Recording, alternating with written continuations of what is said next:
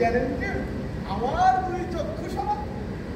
আর অন্যদিকে রাজ্যের উৎকৃষ্ট মূর্খগণ থেকে বাছাইকৃত উত্তীর্ণ হয়ে আমার বাম দিকে দণ্ডায়মান জনৈকবৃদ্ধ এবং প্রত্যুৎপন্নমতি এই যুবক। আর ওকে তো তোমরা দেখেই ফেলেছ, ও আমার সর্বক্ষণের সঙ্গী শ্রী সাঙ্গদানন্দ। কি কিতাবের কল্পনা বাস্তব কল্পনার সাথে মিলে গেল? বিলক্ষণ স্বপ্ন দেখছি না তো? না না, ঠিকই তো আছি। দেখুন সবাই সুপরিচিত হলাম। মনে হচ্ছে পুরাকালের ক্ষুদিত ইতিহাস রাজ সাক্ষী হয়ে দাঁড়িয়ে আছে বর্তমানের কাঠগড়ায়। কোনো কিছু বলবার প্রতীক্ষা। দেবদেব, এই অধমের পেন নাম গ্রহণ করো। তা হঠাৎ এই রঙ্গভূমে তোমার আগমন, জানতে পারি কি কারণ? কোনো কারণ, অকারণ। স্বর্গ হতে যারা ঠিক করে তোলায়, পৃথিবীর বড় সঙ্গে মেখে তারা সুখের বড় নিজের চিত্ত দুই বিসর্জন যারা অন্য চিত্ত পারা করো, যুগ যুগান্তর ইতিহাস বড় চিত্তে তাদের উপরে করো। সব কিছু একসাথে সভ্যতা কর্মের কপালে গর্বের ছিল, তবু পরিচিত পবিত্র।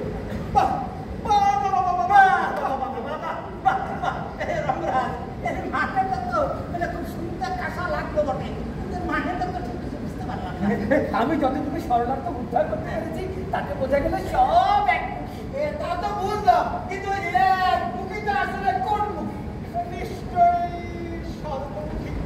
রঙ্গরা, ওই স্বর্গটা আসলে কোথায়? বুঝিয়ে বলো স্বর্গ কোথায়? রঙ্গরাজ, স্বর্গটা আসলে একটা। শাস্ত্রে অনেক রকম তার বিপদ, তবে সহজ ভাষায় বলতে গেলে বলতে হয় এই বিশ্ব ব্রহ্মাণ্ডের কোনো এক কোণে, যেখানে দেবতারা বসবাস করে। স্বর্গের রাজা স্বয়ং দেবরাজ ইন্দ্র আর অমরাবতী স্বর্গের রাজধানী। বাড়িটা তো বৃক্ষ ও পুষ্প বিকশিত স্বর্গে অপ্সরাদের বসবাস। শূন্যকালের যুদ্ধ আর অমৃত স্বর্গবাসীদের ভোজনের বস্তু। আর সহজ করে বলতে গেলে বলতে হয় স্বর্গ হচ্ছে দেবলোক। পাপিষ্ঠদের এখানে কোনো ঠাঁই নাই। স্বর্গ বলি আর বেহেশতি বলি ইংরেজিতে। ইংরেজিতে যাকে বলে হেভেন। ও 27 তলের উপর তার ঠিকানা। সেখানে একবার যেতে পারলে 70টা ভুল বলি আর তবে সাদা নিয়ে আরো আছে। ওরে বাবা, সেখানে ভারতী আগে থেকেই আছে। আর সেইখানে থাকলে নারায়ণ রাজ্যের শ্রেষ্ঠ সুন্দরী রশ্মিকা মান্দারাও থাকবে, পরিমণি থাকবে, দিব্যা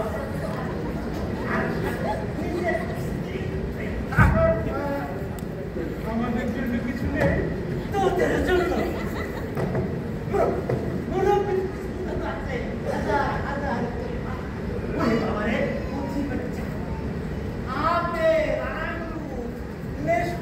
বেদানা, খেজুর, খুরমা আর সাথে অল টাইম বানিয়ে শরাবে ফ্রি।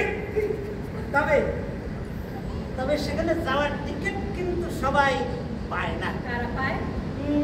দুনিয়াতে যারা দিনের কথা বলে, যারা ঠিক মতো ঈমান এবং আমল পালন করে, যারা সবের সময় উপরওয়ালাকে ভয় পায়, যারা সবের সময় উপরওয়ালার শুকর গুজারি করে, কর্ম থেকে যারা সর্বদা বিরত থাকে, পরমেশ্বরকে যারা সর্বদা উপরে ধারণ করে, যারা সর্বদা ঈশ্বরের নাম জপে, তারাই স্বর্গবাসী হয়। তারাই স্বর্গবাসী হয়। তারাই স্বর্গবাসী হয়। তারাই স্বর্গবাসী হয়। তারাই স্বর্গবাসী হয়। বললেই তো হয়। আরে ভালো কবে স্বর্গবাস আর মন্দ কবে নরকবাস। আমিও বলি সৎসঙ্গে স্বর্গবাস, অসৎসঙ্গে সাঙ্গদানন্দ। রঙ্গ বাহাদুরের সাথে থেকে তো তুমি মরতেই স্বর্গ সম্ভব করছো। রঙ্গরা, আমার প্রশ্নের উত্তরটা কিন্তু এখনো পেলাম না। বলি স্বর্গটা আসলে কোথায়? রঙ্গরাজ, আপনি একটু বসেন। প্রশ্নটা আসলে তোমার জন্য আমার জন্য। চরিত্রে হ্যাঁ বিবাহ স্ত্রী পঞ্চস্বামীর স্ত্রী ধর্মসভার পঞ্চকাণ্ড আমার স্বামী। মরহবা মরহবা মরহবা মরহবা। নারী তোমায় খাবলে দেবে রাস্তায় বের হতে, সাবধানে থাকিও নারী পর্দার আড়ালে। নারী তোমায় খাবলে দেবে রাস্তায় বের হলে, সাবধানে থাকিও নারী পর্দার আড়ালে। বাদল আলিমেরা লাভি কাফাদানিল আদনা, অর্থাৎ স্বামীর পায়ের নিচেই স্ত্রীর পেট। তোমার ক্ষেত্রেও তাই, ওই পবিত্র স্বামীর পায়ের নিচেই তোমার পেট, 5খানা পেট। তাহলে স্বামীর দেহের কোথায়? ও দাওয়াত, ও শাহাদাত করে উঠবে আসল এই সমস্ত আটা মূর্খদের নিয়ে এর মধ্যে আসল কাপড় চাপাইতে ঠিক আছে রঙ্গরাজ, এই আমি চুপ করলাম, দেখি কে ফয়সালা দেয়। এখানেই তো কবিরা কিতাবের ছত্রগুলো একই সুরে গান, কেউ বুঝিবে না সেই সুরের যন্ত্রণা, যদি সে নারী করে রাজা।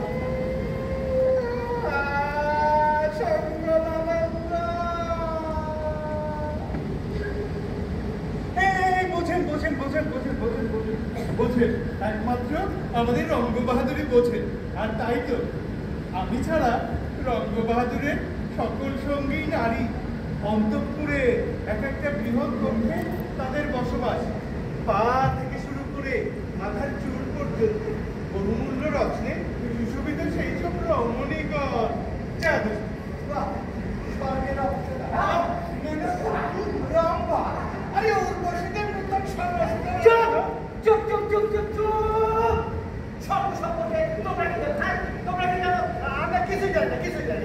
তোমরা তো জানো অপশনা মেনকা রম্ভা রূপসীনের কথা। স্বর্গপ্রাপ্তির জন্য যে পূর্ণ সঞ্চয় করতে হয় সেটা কি জানো? পুণ্যের মতো তো জটিল হিসাব নিকাশ আমরা জানি না, কিন্তু কোনটা ঠিক আর কোনটা বেঠিক সেটা আমরা ঠিকই জানি। উত্তম উত্তম উত্তম। এই ঠিক কাজে পূর্ণ সঞ্চয় আর ব্যাঠিক কাজে পাপ সঞ্চয়। আর এই পাপ পুণ্যের যোগ বিয়োগে স্বর্গ নরক নির্ধারিত হয়। আর এই নিয়ম সবার ক্ষেত্রেই প্রযোজ্য, অবশ্যই। শুধুমাত্র দোষ। সে কি কথা? শাস্ত্রসম্মত নিয়ম তো সবার ক্ষেত্রে একই নিয়ম। সেটা দ্রৌপদীর ক্ষেত্রে যা, স্বয়ং ধর্মরাজ যুধিষ্ঠির ক্ষেত্রেও তা। সে নিয়মের পরীক্ষায় পাশ করে যুধিষ্ঠির সশরীরে স্বর্গে আনে। আর দ্রৌপদী হলো স্বর্গ থেকে বিচ্যুত। এ কেমন নিয়ম শুনি? শাস্ত্রসম্মত নিয়ম। বেশ, শাস্ত্রসম্মত নিয়ম। আচ্ছা, শাস্ত্রে তো আছে দুটো ক্রীড়া অন্যায়, তাই না? হ্যাঁ, অন্যায়। কিন্তু সেই অন্যায় ক্রীড়া তো হয়েছিল, তাও আবার করেছিল স্বয়ং ধর্মপুত্র। পাশে কিন্তু তো জুয়া খেলা। যুধিষ্ঠির যত বড় ধর্মপুত্রে হোক না কেন, সেই মুহূর্তে তিনি ছিলেন সামান্য জয়। তিনি পাপ করেছিলেন, হেরে গেছেন। তাই আমি হয়েছিলাম দাসী। গর্ব করেছিল কোন স্ত্রী তো দেখি না, তুমি তো একটা বেশ্যা। 105 স্বামীর ঘর করে। আর দুঃশাসন আমার পথ করে রেখেছিল সবার সামনে আমাকে উলঙ্গ করবে বলে। সেদিন আমি ছিলাম একা, দুটি ঘরেরা 100 দর্শক ছিল অসংখ্য। রাজা, রাত্র, দ্বিজ, ক্ষত্রিয়, কারো কোনো থাকবে অনেকেই এখন কান মারা জলবার ছোকরাদের মতোই দুর্যোধন কর্ণ হাস্য করেছিল উচ্চ স্বর। আত্মনাদ ছিল বলে একজন আমার। সেদিন এই রজস্বরা একাবস্তা দ্রৌপদী বারবার আত্মনাদ করেছে, বিচার চেয়েছে, কেউ সারা দেয়। মাথা নিচু করে হাতে টেনে বসেছিল স্বামীর চোখে। ব্রাহ্মণরা বলেছিলেন তারা কিছু মন্ত্রী অমারক, কেননা ধর্মের বিচার বড় সত্য। সেই কথাটি যা ধর্ম ব্যবসায়ীরা ব্যবহার করে ব্যবসায়ের সাথে এখনো। ধর্মরাজ, ভেবেছিলাম চুপ করে থাকবো, কিন্তু ধর্মের নামে যেভাবে বেফাস কথাবার্তা বলে আমার অনুভূতিতে আঘাত করা হচ্ছে, তাতে তো আর চুপ থাকা যাচ্ছে না। তোমায় ঠিক করে দেয় রুস্তম ভাইয়া। আরে ও পণ্ডিত দাদা, ব্যবসায় যদি আপনার রিজার্ভ থাকে, এই ধর্মের ক্ষেত্রেও যদি তাই হয়, তাহলে তো আমাদের দ্রৌপদীর কপালে সেই ধর্মই কিন্তু আবার দ্রৌপদীকে বস্ত্র দিয়ে রক্ষা করেছিল। হ্যাঁ করেছিল। দ্রৌপদীকে সেদিন বস্ত্র দিয়ে রক্ষা করেছিল স্বয়ং শ্রীকৃষ্ণ।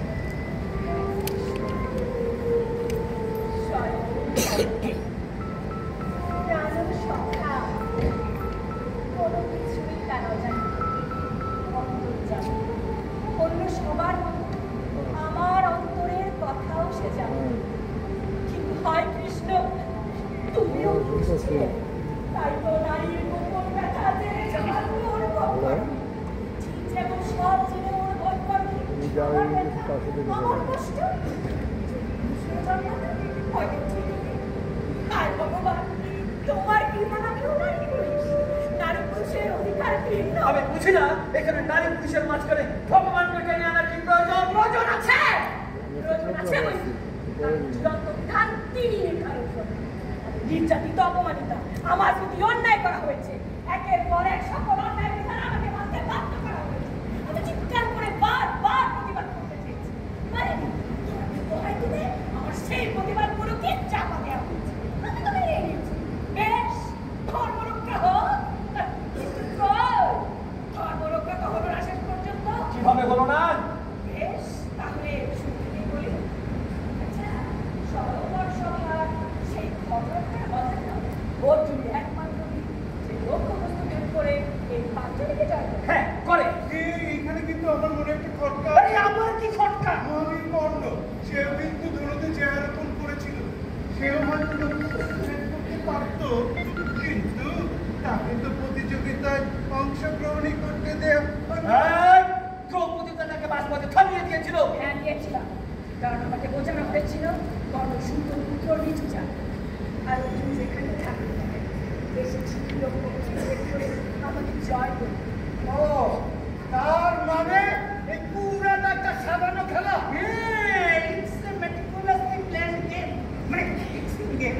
হ্যাঁ হ্যাঁ, সাজানো খেলা, আমাকে তেমনটাই বোঝানো হয়েছে। আর সেই খেলায় প্রত্যাহত হয়ে কর্ণ বারবার আবার মিথ্যাচারণ করে। কিন্তু পরে তো আমরা জানতে পারি কর্ণ আসলে মাতা কুন্তিরই সন্তান। সেটা আমিও জানি, কিন্তু বেশ পরে। এইবার বুঝতে পারছি কর্ণরে আসলে জোর করে খলনায়ক বানানো, আর তাতে অর্জুনের রাস্তা হয়ে গেল পরিষ্কার, আর সে হলো নায়ক। সেই নায়কের গলায় মালা পরিয়েছিলাম, ধর্ম তো সেই তো আমার সামনে, কিন্তু আমাকে কেন ঘর করতে হলো অন্য ভাতাদের সাথে? পঞ্চালী, তুমি স্মরণ করে দেখো, পূর্বজন্মে তুমি 14 গুণ সম্পন্ন স্বামীর জন্য প্রার্থনা করেছিলে।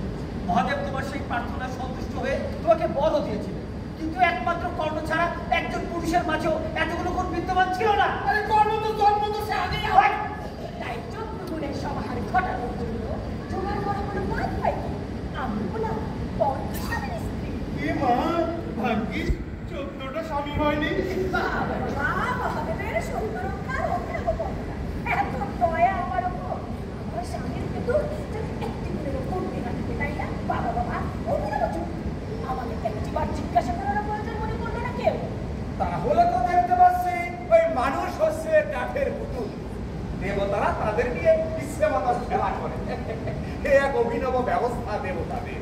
দেবতাদের নয়, ব্যবস্থাটা মানুষের। পুরুষ মানুষ যুদ্ধ করে জুয়া খেলে, তারাই নিজেরা তার কেবল দুর্ভোগে সহ্য করে। বনবাসে যায় পুরুষের কারণে, স্বামী স্ত্রীকে রক্ষা করতে পারে না, স্ত্রী অপমানিত হয়, লাঞ্ছিত হয়, অবৈধ হয়। পুরুষের লোলুপতায়, স্বামীর ব্যর্থতায় নারীর জীবন অত্যন্ত বিপন্ন। এসব কথা বলা হয় না, বলা যায় না।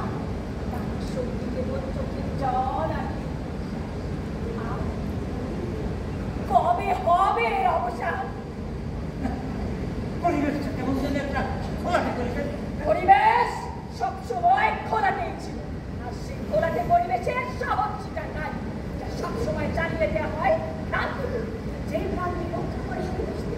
তবে হ্যাঁ, মাতা পুরুষের ভ্রান্তি কিন্তু পঞ্চপাণ্ডবদের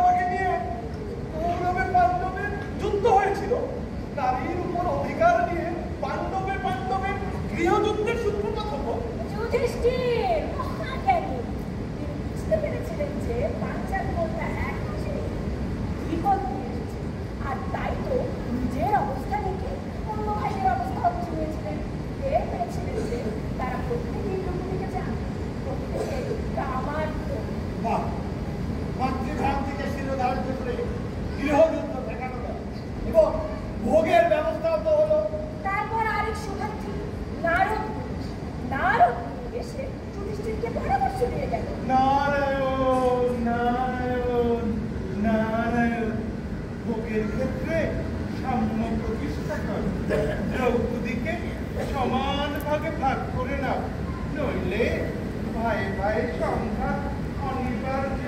জ্ঞানীর কথা শুনে যুধিষ্ঠির রামের পরামর্শ পাবে আমাকে সমান ভাগে বন্টন করে দিবে।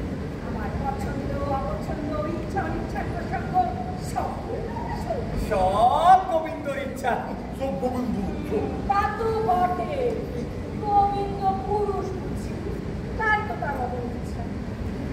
সব ভাইয়ের সাথে ঘর করা হয়ে রাখে, কেবলমাত্র অর্জুনের ঘর করা হয়ে ছল করে নিয়ম ভাঙার গায়ে তাকে বনবাসে পাঠিয়ে দেওয়া। কিন্তু গরু বনবাসে অত্যন্ত সঙ্গী থাকে, একের পর এক কোনো রাতে আসক্ত হয়েছে। নাট্যনা উলপি চিত্রাঙ্গদা শেষ পর্যন্ত তো স্বয়ং গোবিন্দ নিজে তার ভক্তি সুভদ্রার সাথে অর্জুনের বিয়ে দেয়। কিন্তু কেন? গোবিন্দ তো সবই জানতেন, কিন্তু জানতেন অর্জুনের জন্য 12 বছর ধরে অপেক্ষা করে এত দ্রৌপদী তার ঘর করবে বলে। কিন্তু কেন তিনি এটা করলেন? তিনি কি আমার উপর অবিচার করলেন না? দ্রৌপদী, এটা তোমার ভাগ্যে পূর্ব থেকে নির্ধারিত ছিল। সহজ সমাধান, ভাগ্য নির্ধারণ। নারীর ভাগ্য যুগে যুগে সবসময় নির্ধারিত। তা নির্ধারণ করে পুরুষ। উপলব্ধ ঈশ্বর মাত্র, পুরুষ ঈশ্বর। ঈশ্বরের মাঝে ধর্ম করা হয়ে যায়, ঈশ্বরের মধ্যে নারী পুরুষ ঘটাটাই পাপ। তাহলে কি এই পাবে দ্রৌপদী খন্ড থেকে মুক্তি দেয়? মহাভারত তো তা বলে না। মহাভারত অনুযায়ী দ্রৌপদী যখন অন্য স্বামীদের সাথে ঘর করতো, তখন তার স্বামী সেবার মাঝে পক্ষপাতিত্ব কাজ করতো। সে সব সময় মনে মনে কামনা করতো অর্জুনকে করতাম। তবে কামনা করি অর্জুনের জন্য, আসল স্বামীর জন্য। এটাই তো স্বাভাবিক। কিন্তু হায় বিধান, এটা আমার জন্য অন্যায়। স্বয়ং ভগবান যে আমাকে বাজে রেখে জুয়া খেলেছিলেন, এটা অন্যায় না। আমার ভগবান তাহলে বাধ্য করেছিলেন, এটা অন্যায় না।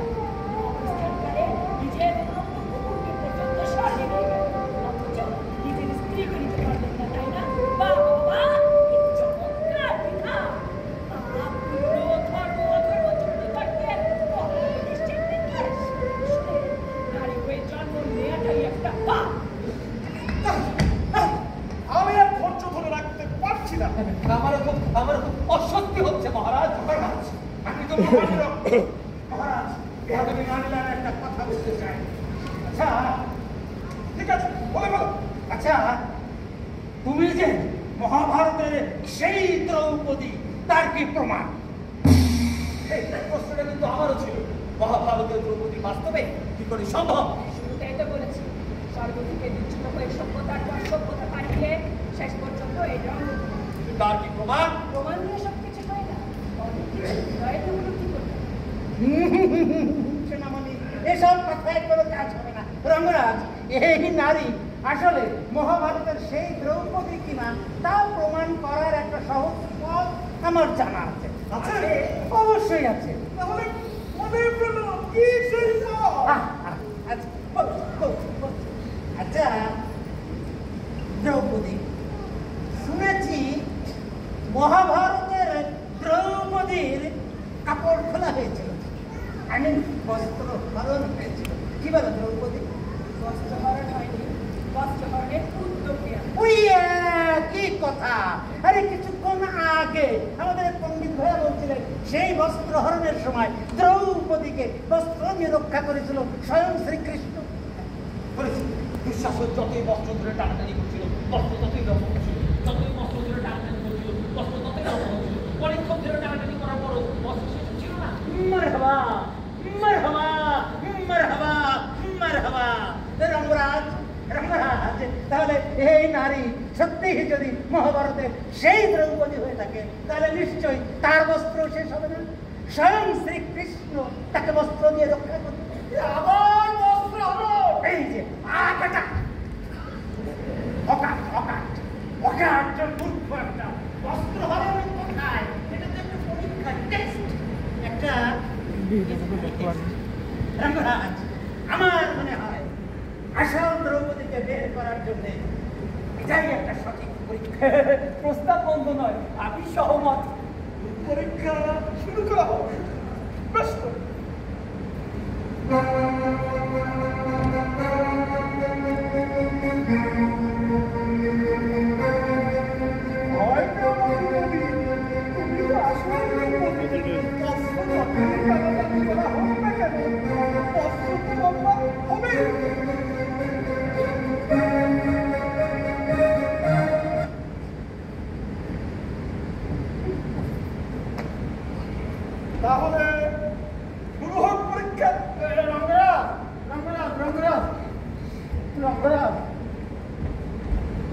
আপনি অনুমতি দিলে আমি একটা কথা বলতে চাই।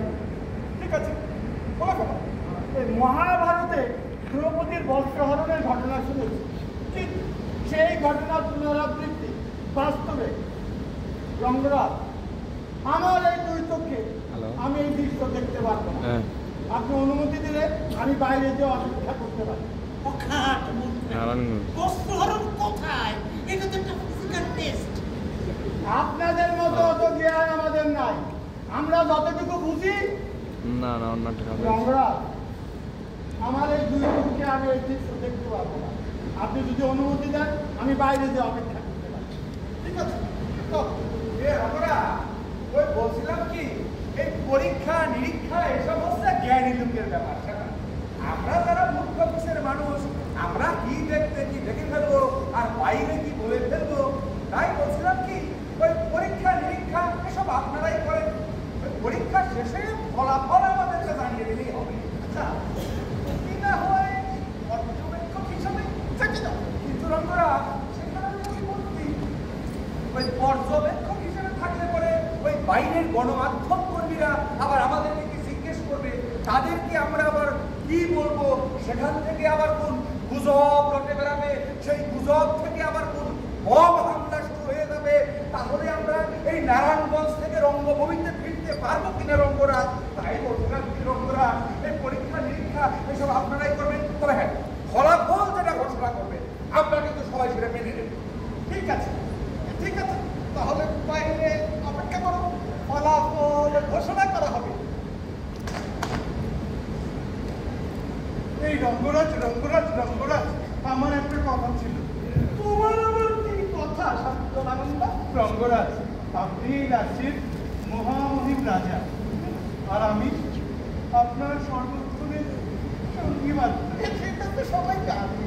তাই বলছিলাম কি রঙ্গরাজ, আপনার কল্যাণে এই রাজ্যের অনেক কিছু দেখার আর উপভোগ করার সৌভাগ্য আমার হয়েছে। কিন্তু রঙ্গরাজ, এই প্রকাশ্য রাজসভায় আপনার সামনে দাঁড়িয়ে একটা নারীর নগ্ন শরীর দেখতে হবে? না না রঙ্গরাজ, ও দৃশ্য আমি দেখতে পারবো না। আর তাছাড়া ও সব দেখে আমার কি লাভ? তোমাকে কে বলেছে, তোমাকে কে বলেছে তোমার নগ্ন নারীর শরীর দেখতে হবে? ও তো আসল দ্রৌপদী। বস্ত্র যতই টানাটানি করা হোক না কেন, বস্ত্র তার লম্বা হবেই। আচ্ছা, যাই হোক রঙ্গরাজ, ও অমন দৃশ্য আমি দেখতে পারবো না। রামরাজ, এই সংবাদানন্দ মনে হয় সরম। আচ্ছা সরকার, বলি সরম থেকে নরম জায়গায় পুরুষ মানুষের অত সরম থাকতে নেই। তো রঙ্গরাজ, আমাকে বাইরে যাওয়ার অনুমতি দিন। ঠিক আছে, তুই যখন চাচ্ছ চলে যাও, যাও। আরে একে তো সবাই চলে যাচ্ছে, তাতে কি হয়েছে পণ্ডিত ভাইয়া? তুমি আর আমি তো রয়েছি, থাকে রয়েছে না তো রঙ্গ। ওই ও সাথে রয়েছে না আমাদের রঙ্গরা। রঙ্গরা, আমার মনে হয় আর দেরি না করে এখনই পরীক্ষা শুরু করা। পরীক্ষা পরীক্ষা পরীক্ষা পরীক্ষার ছড়ে নারী স্ত্রীলোকে করো।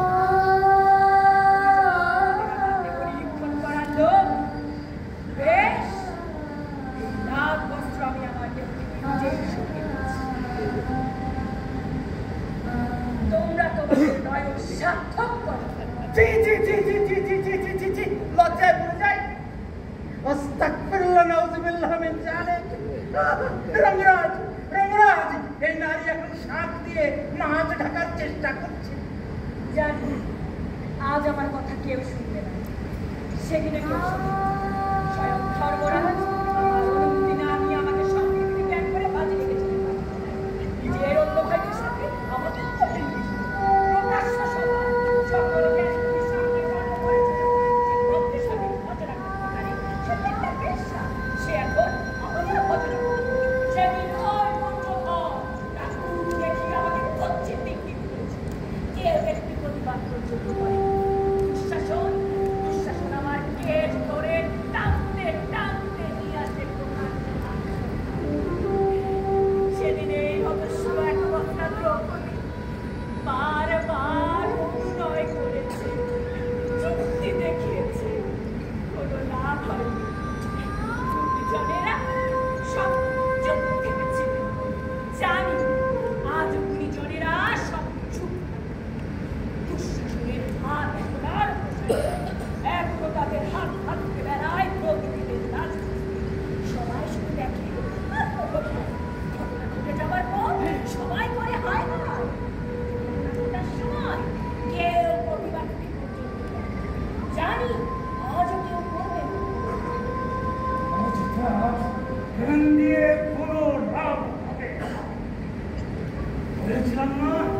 দেখে নেব আমার অনুভূতিতে আঘাত সব জ্বালিয়ে পুড়িয়ে ছাড় খাট।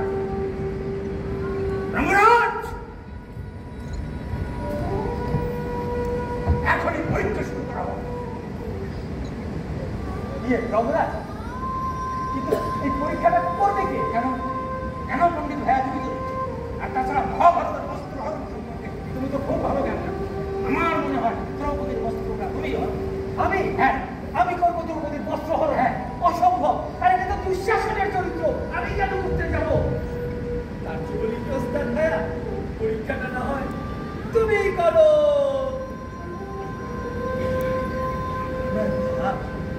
মারহাবা, আমি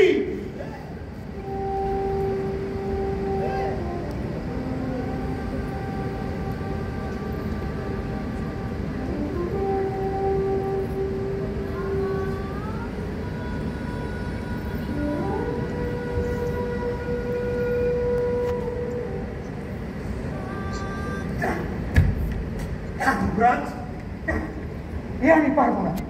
যেখানে নারীর দিকে একবারের বেশি দৃষ্টি দিয়ে হারাম, সেখানে প্রকাশ্য দেওয়ালাকে নারীর কাপড় দিকে টানাটানি, আমি পারবো না।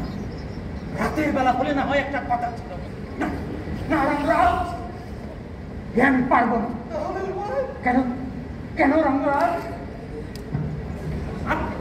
আপনি স্বয়ং হাজির থাকতে এ কাজ অন্য কেউ করলে বড়ই ব্যাধি। তাই বলছিলাম, আপনি স্মরণ না করে আপনি শুরু করেন। কি বলবো? আমি কেন নয় রঘুরাজ, কেন নয়? এমন কাছে রাজার সামনে অন্যরা করলে শোভা পায় না। তাই বলছিলাম কি, লজ্জা না করে আপনি শুরু করুন। হ্যাঁ, তোমরা আমার দুই জ্ঞানের দিয়ে কখনো বলছো? হ্যাঁ, তাহলে শুরু করা যাক। হ্যাঁ,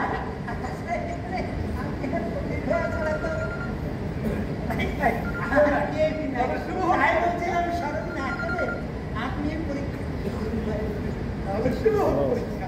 কি বলো?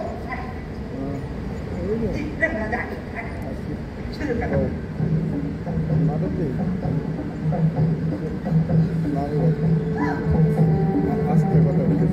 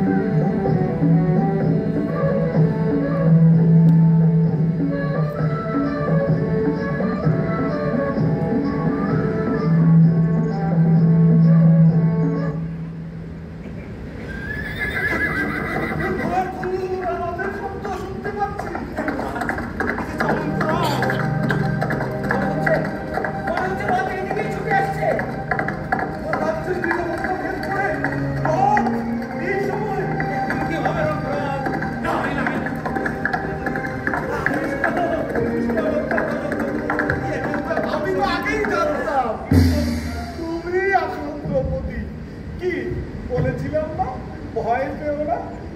হ্যাঁ, ওই দেখো স্বয়ং অর্জুন এসেছে তোমার সম্ভ্রম রক্ষা করতে। হ্যাঁ, আমরা দ্রৌপদীর বস্ত্র হরণ করতে চাইনি, আমরা ওই অটোমাস দিতে চেয়েছিলাম, ইসলাম কেষ্ট করতে চাইনি।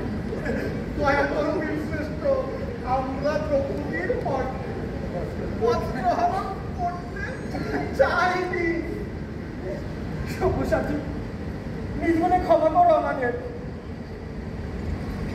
রঙ্গরাজ, রঙ্গরাজ, এক অভূতপূর্ব মুহূর্ত, দ্রৌপদীর সাথে অর্জুনের মিলন। বেশ, তবে তাই হোক। অর্জুন তার প্রিয়া পাঞ্চালীর সাথে একান্তে আলাপ করুন। সকল ব্যথা, দুঃখ, অভিমান ভুলে রাখা আছে।